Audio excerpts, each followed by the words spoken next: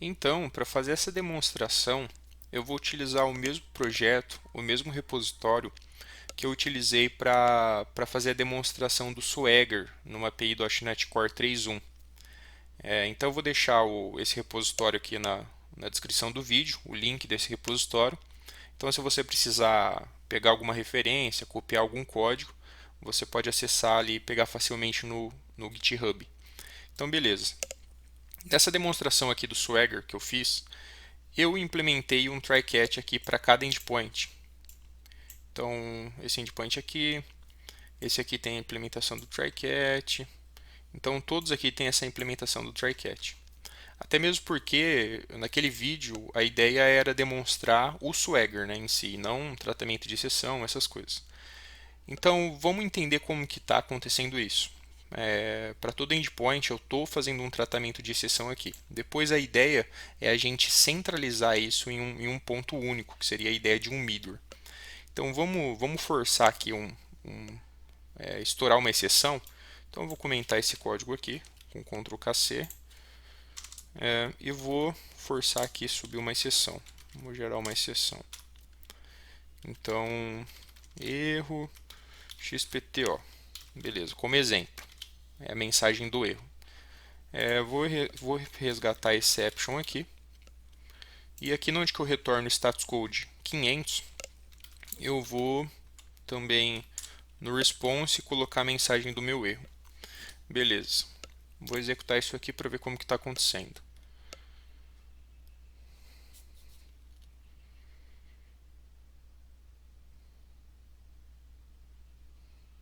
Então, beleza.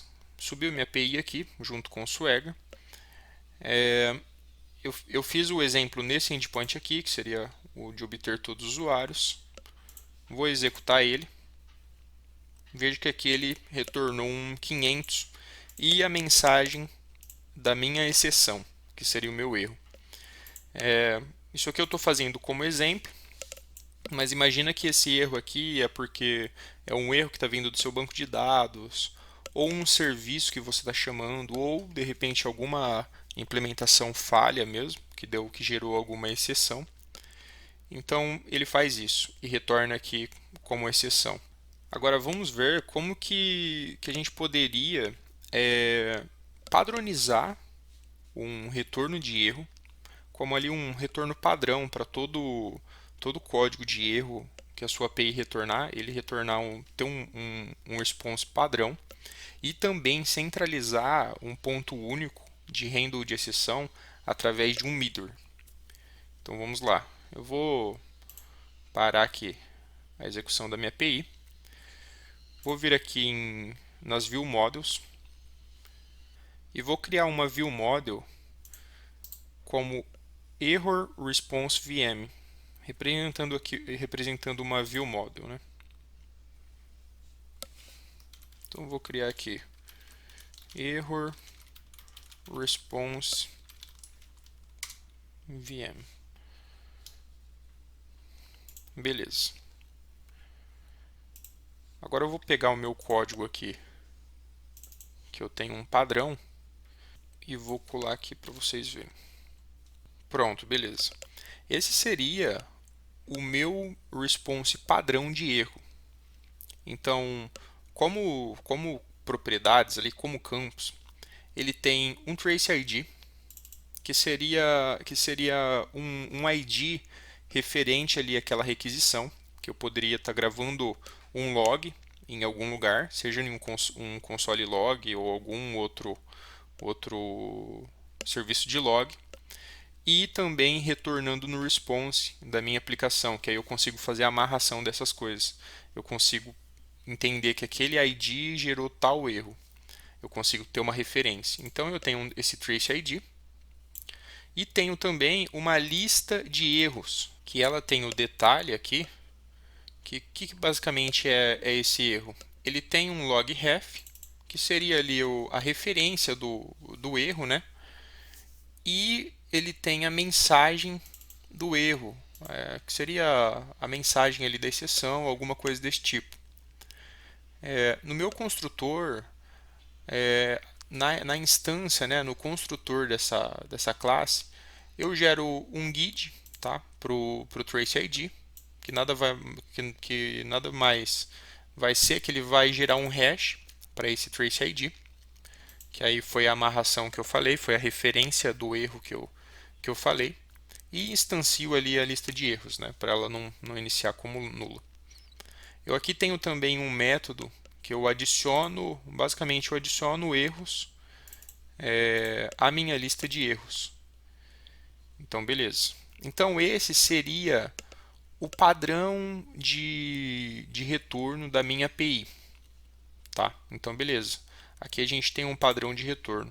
Agora, o que a gente precisa é criar um middleware de retorno. Então, aqui nas pastinhas da minha API, eu vou criar uma pasta aqui que seria referente a middlewares.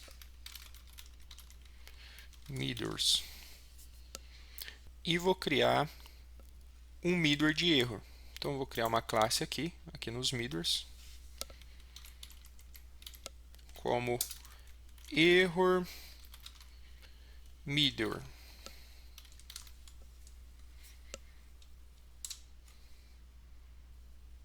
Beleza.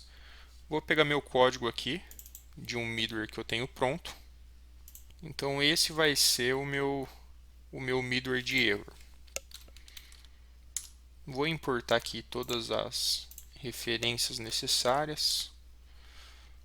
Esse request delegate, o error response VM, que foi o padrão de erro que a gente criou.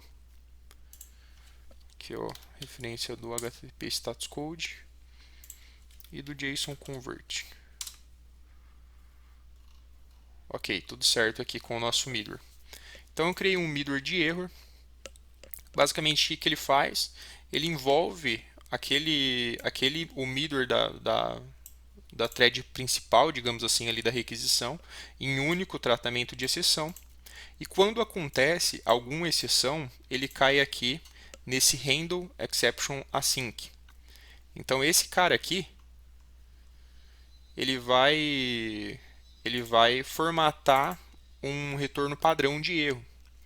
Então tem um ponto aqui também que eu faço a verificação do ambiente de desenvolvimento. Então eu falo o seguinte: se o ambiente de desenvolvimento, se a environment ali, ela for de desenvolvimento ou de QA, eu deixo aparecer a mensagem de erro, a mensagem de exceção, a inner exception. Se não, ou seja, se não aqui significa que é homologação ou pré-prod ou produção. Então, se não é desenvolvimento QA, significa que são outros ambientes. E nesses ambientes, principalmente produção, não é interessante eu exibir minha mensagem de inner exception. Ou talvez até a mensagem a message da exceção mesmo. Então o que eu faço para esses ambientes? Eu simplesmente printo um erro, uma mensagem de erro padrão, que seria falando que aconteceu um erro no servidor, e retorno o 500. Mas mesmo assim, como eu estou retornando o modelo padrão, que seria aquele modelo que a gente criou, eu ainda assim retorno um trace ID. Então seria a amarração do log em algum lugar que eu possa ter, seja em um console, com o erro que retornou para o meu cliente. Então aqui eu poderia, que eu vou até colocar um comentário aqui, que aqui eu poderia gravar log de erro.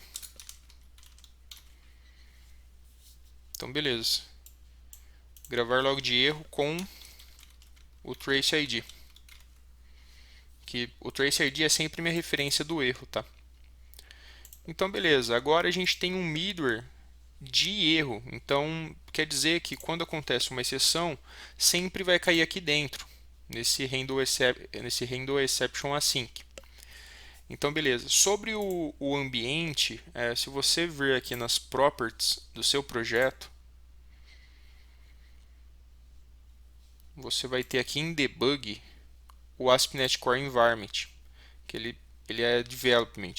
Então, é aqui que eu estou falando sobre, aqui é o apontamento do ambiente, se é desenvolvimento, se é QA, se é produção. Então, beleza, só para você ficar ciente disso também.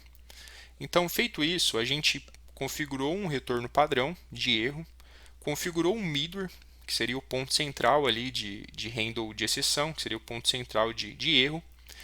E agora a gente só precisa anotar esse middleware que a gente acabou de criar no startup do nosso projeto. Então, aqui em Configure, eu vou fazer a configuração do meu middleware. Então, antes do Use Endpoints, é importante fazer antes dessa configuração, tá? Eu vou configurar aqui o meu app user middleware. E o tipo, vou colocar aqui um type of de error middleware. Ok, dessa forma eu configurei o meu middleware de erro. Se você não tiver a referência aqui em cima do middleware, ele vai pedir para você incluir a referência. Então você vai dar um Ctrl ponto aqui e utilizar o error middleware que você acabou de criar. Então aqui, se eu vim aqui na definição, é o error middleware que a gente acabou de criar, tá? Então agora vamos ver como isso funciona. Aqui no usuário controller, eu não preciso mais desse tratamento de exceção aqui nesse endpoint, que eu entendo que eu centralizei os meus tratamentos de exceção. Então eu vou tirar aqui o meu tratamento de exceção, aqui o try catch. Vou remover esse cara. E vou deixar somente essa nova exceção aqui. Vou deixar dessa forma.